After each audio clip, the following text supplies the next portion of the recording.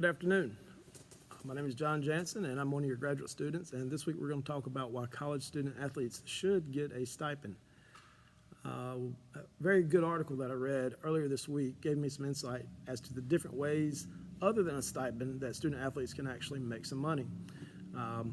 Stipend was listed as the first one, cost of attendance stipend. The second one was a Pell Grant. 131 athletes at the University of Alabama received a Pell Grant, averaging about $4,000 per athlete. Slightly more than half of those were football players. So Pell Grant money doesn't have to be paid back. It's cash in their hand. The majority of those athletes do come from low-income homes, so it just makes sense that to use the resource of the Pell Grant to provide them extra resources.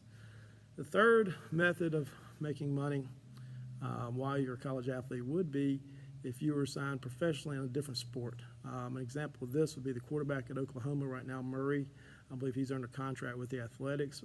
In early 2000, there was Roscoe Crosby, who received a $1.4 million signing bonus to play baseball for the Royals, but he maintained his eligibility with Clemson to play football. The fourth way that a college athlete can receive money would be bowl gifts, postseason awards. If a bowl game gives a player a gift, this is called a postseason award. A football player can get gifts valued up to $550 from a bowl and up to $400 by his school. The fifth way is free injury insurance. Jameis Winston and Marcus Mariota both had insurance policies taken out on them because of their professional upside. That could also be used as a recruiting advantage if you're promising an elite quarterback that you're going to pay the premiums on an insurance policy that's protecting his future. The sixth way was prize money based on performance, and this is more targeted toward the tennis community. A tennis player can make up to $10,000 a year in prize winnings and still keep their eligibility. The seventh way would be money for training, international competition. An athlete may get expenses paid for by the U.S. Olympic Committee to cover development, training, coaching, facility usage, equipment, apparel, supplies, comprehensive health insurance, travel, and room and board. This could have came about possibly from the Jeremy Bloom ruling. Jeremy Bloom was a football player for Colorado, and he was also an Olympic skier. The NCAA rules allow athletes to accept salaries as professionals in other sports, but they aren't allowed to accept money from sponsors. The NCAA has held firm in its stance, ruling last week that Bloom willfully violated NCAA rules by accepting endorsements. So I think from the Jeremy Bloom ruling to where we are now, I think that rule has evolved where they are allowed to receive resources if it's directly for their training for the Olympics. The eighth way is Student Assistance Fund. The NCAA provides money to each school to assist athletes who have special financial needs. Outside employment, the NCAA allows players to have paying jobs. They may rarely have time to do so, but it is permitted if the work is performed at an amount comparable to the going rate in the area for similar services.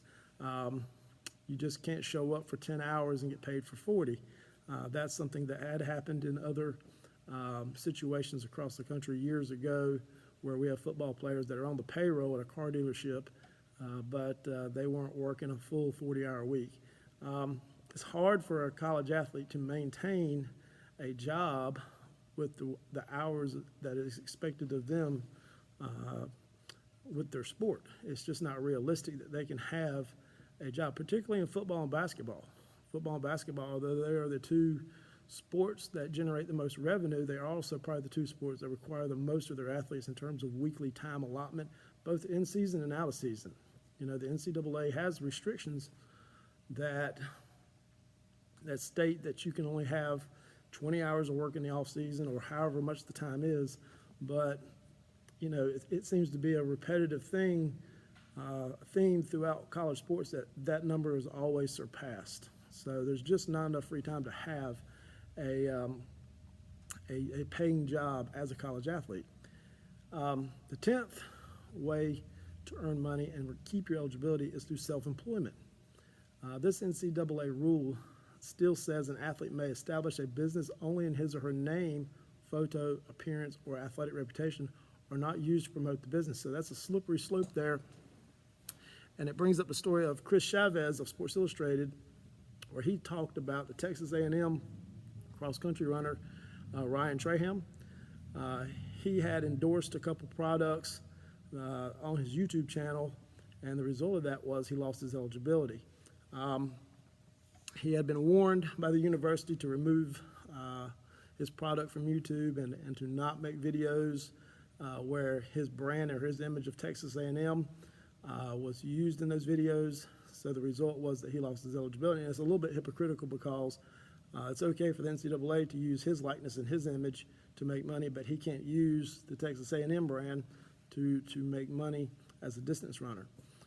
The violation that occurred was NCAA bylaw 12.4.4 rules that an athlete may establish his or her own business provided the student athlete's name, photograph, appearance, or athletic reputation are not used to promote the business. And he clearly violated that, but you can understand that it just seems a little bit imbalanced there between the enforcement of that rule and the practice of the NCAA themselves.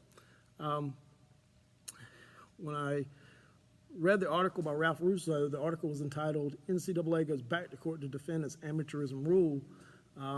The claim against the NCAA and the 11 conferences that have participated at the highest level of college football was originally brought by former West Virginia football player Sean Alston and later merged with similar lawsuits, including a notable case brought by Clemson football player Martin Jenkins.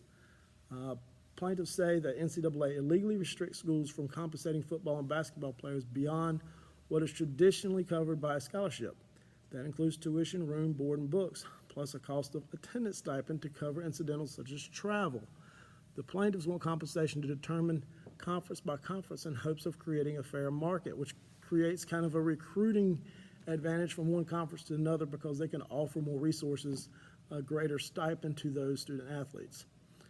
The court has already ruled in favor that the caps on compensation are anti-competitive and are a restraint on trade, said Steve Berman, a Seattle-based lawyer who was one of the lead attorneys in the plaintiffs.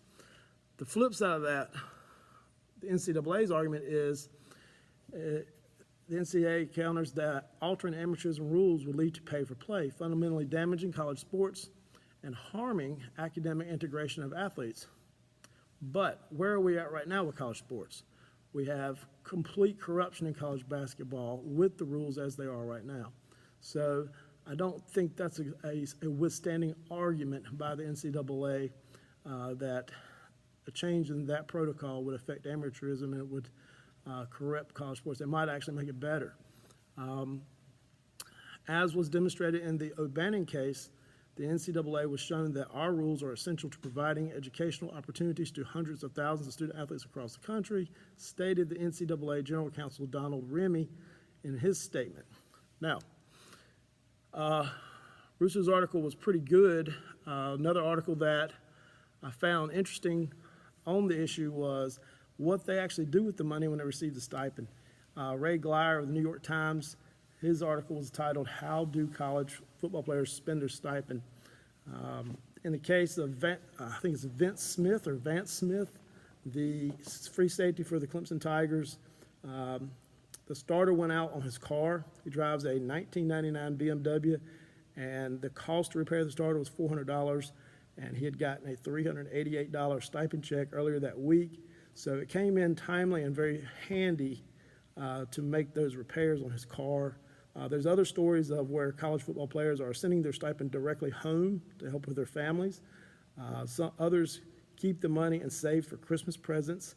And me personally, I can recall 25 years ago running cross country at East Carolina, having to sell my own baseball card set. I had a Pete Rose rookie card. My car insurance was due. I had no money. Went to the local dealer there. He bought them. Long story short, I could have used the stipend. I would still have my baseball card set and be able to share that with my grandson. But things have changed. I'm glad they have the stipend. This has been a very, very informative assignment. Hope you have a good week. Thank you. Have a good day.